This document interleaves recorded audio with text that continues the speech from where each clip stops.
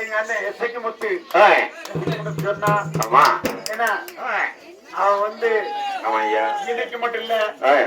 நான் விவரம் தெரிஞ்ச நாள்ல இருந்து தூத்துக்குடி ஊருக்குள்ள எங்க அண்ணன் எஸ்ஐக்கு முத்துவோம் நானும் ஒரு வீட்டுல சாப்பிட்டு என்ன அதாவது எங்க அழகுமுத்து தாத்தா தான் எங்களை வளர்த்தாரு என்ன எங்க அழகுமுத்து தாத்தா